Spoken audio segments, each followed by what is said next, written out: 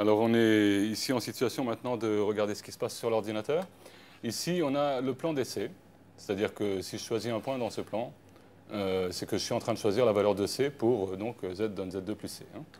Donc si je choisis ici un point, par exemple quelque chose dont la partie réelle et la partie imaginaire est assez proche de 0, par exemple ici, ce que je vais obtenir, c'est la situation pour Z0. Si Z0 est à l'intérieur de ça ressemble beaucoup au cercle trigonométrique. Si Z0 est à l'intérieur, ça reste à distance finie. Et si Z0 est à l'extérieur, ça part à l'infini. Donc ça, c'est un exemple. C'est à peu près ce qu'on a traité comme exemple. Je n'étais pas exactement à 0, mais c'est à peu près ce qu'on a traité comme exemple.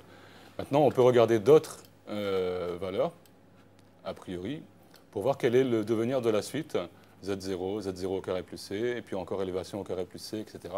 Par exemple, si on se place dans cette zone-là, eh ben, ce qu'on va obtenir, c'est quelque chose qu'on appelle, pour les gens qui s'occupent des systèmes dynamiques, les mathématiciens qui s'occupent des systèmes dynamiques, ce qu'on appelle un lapin. C'est le lapin d'Adrien Doisy. Doisy, c'est un mathématicien français. Il considère qu'ici, il y a un ventre, et puis au-dessus, deux oreilles, et en bas, deux pattes. Donc c'est un lapin avec deux pattes et deux oreilles. Donc ici, je suis dans le plan des Z, ou bien ici, je suis dans le plan des Z, pour une valeur de C qui est précise, qui est celle que j'ai choisie dans ce plan-là.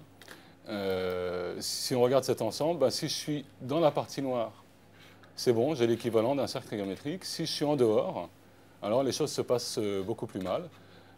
Par exemple, si je viens, mettons ici, je choisis ce point-là, en dehors, dans la zone rouge, j'ai quelque chose qui est complètement découpé.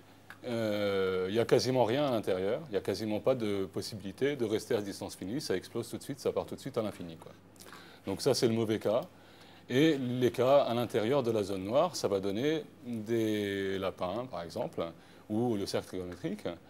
Alors, la zone noire en question, il y a une espèce de cœur ici, et puis des bourgeons par-dessus. Et les bourgeons en question, ils se terminent avec des filaments. Et quand on regarde, on voit qu'il y a un petit machin noir ici. Ce petit machin noir, on pourrait essayer de voir un petit peu à quoi il ressemble. Alors bon, il faut recalculer un petit peu. Mais quand on compare les deux images ici, vous voyez, il faudrait quand même qu'on ait les deux images. Voilà. Quand on compare les deux images, on a quand même affaire à quelque chose qui ressemble énormément. C'est-à-dire que le petit machin qui était ici, si on fait un zoom dessus, on récupère quelque chose qui ressemble beaucoup à l'ensemble de départ. Donc ça, c'est une homothétie interne, disons, dans l'ensemble, et c'est quelque chose qu'on appelle a priori un fractal. Ce n'est pas parfaitement exact, mais disons que c'est à peu près un fractal, parce que c'est bien la même disposition dans les deux cas, mais ça donne des choses qui ont un petit peu bougé d'une image à l'autre. Mais pour l'essentiel, c'est la même chose, donc on va dire que c'est un fractal. Le lapin de Doisy, c'est aussi un fractal, et il y a énormément de choses à découvrir à l'intérieur de cet univers, disons, qui vient des systèmes dynamiques, qui vient des itérations.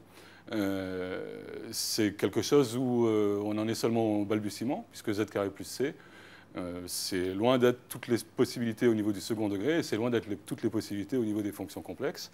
Mais c'est un début, on commence à explorer un petit peu les choses, surtout depuis qu'on a des ordinateurs, pour essayer de trouver des pistes, et ensuite donner les démonstrations, et ça c'est pas le plus simple, donner des démonstrations sur les propriétés de ces ensembles.